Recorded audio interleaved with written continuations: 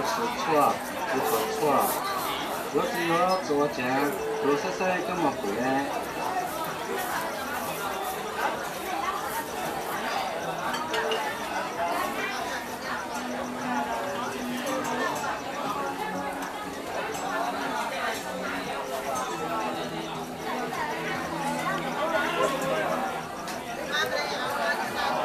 我摸来过来，这里有门啊，有手错，有手错，我样的，我样的，一只猫，一只狗，我们活，一单，一单子，一茶，一点冰茶，一盒灰，一单好，一木仔，一木花来给你，这里有门啊，有手错，有手错。Thế thế qua cái đầu trâu đây. Trâu á.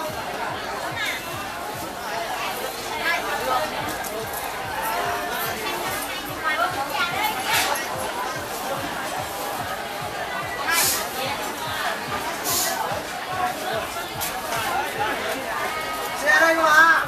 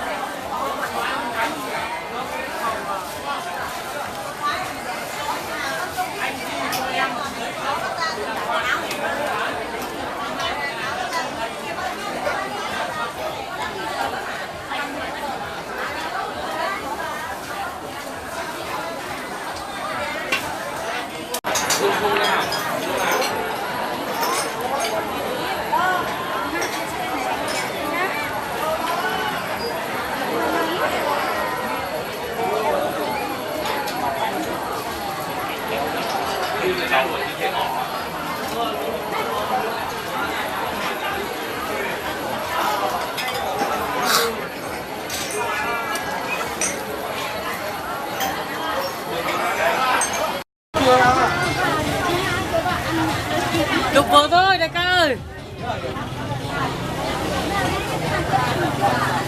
Mày chụp về làm lên truyền hình à? Ừ. Hả? Vâng. Chụp lên truyền hình gì? Lên truyền hình nước tài. Chụp cái truyền hình nước tài hả? Cái này nhá. Lần nữa anh cho ăn. Rồi cho xe lên ăn về chứ. Ăn đâu trong đâu hỏi. 80.000. Đấy, cái mua à? Cái mua này Anh mà lấy thêm thì bảo anh lấy thêm cái này chứ, cái này á, sao em lấy thêm cái này.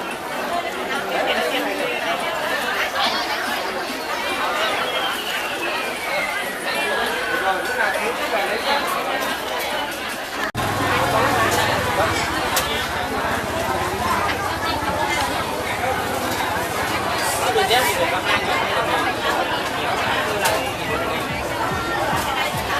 đi về lắm. Đây là lấy bán ở nhà. Đi về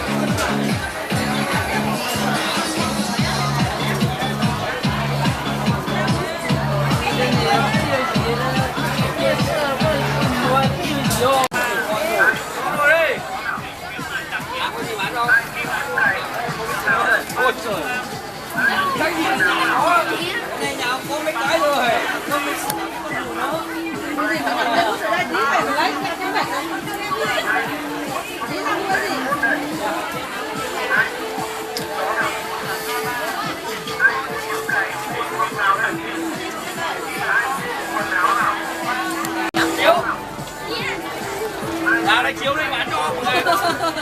Nhanh. Đi bán cho.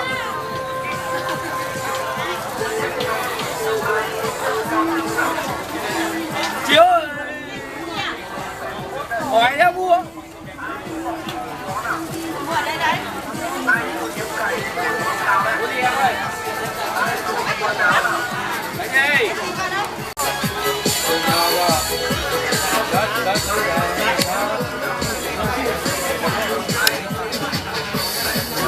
Mua đi em ơi.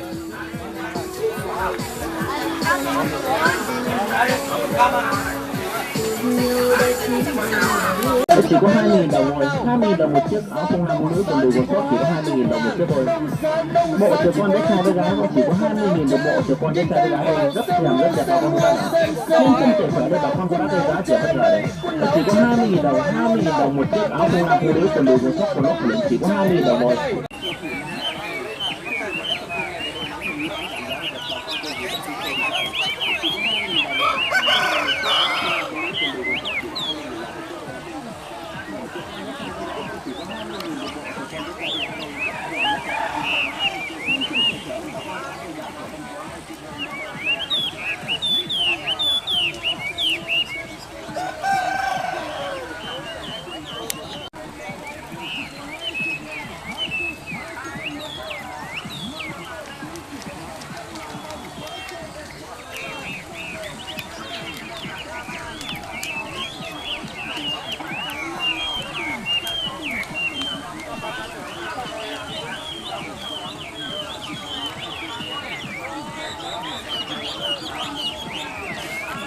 Rất đẹp bà con các bác ạ.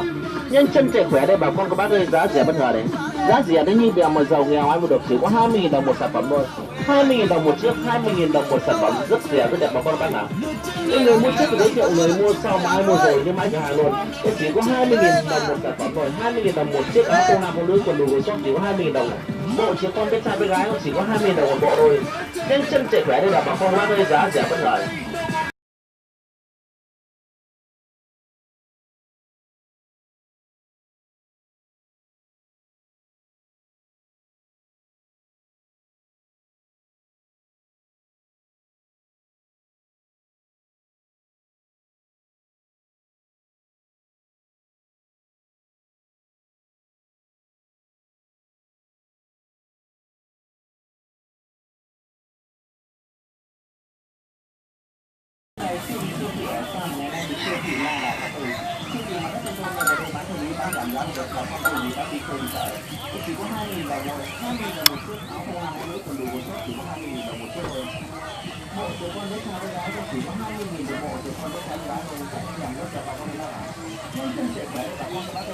Quần áo nào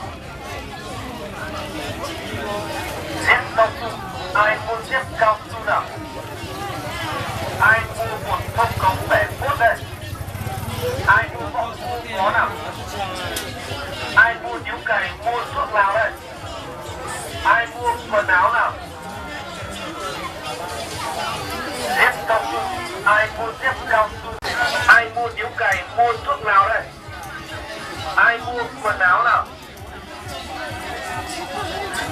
xếp cao su, ai mua xếp cao su nào, ai mua một thông cống bẻ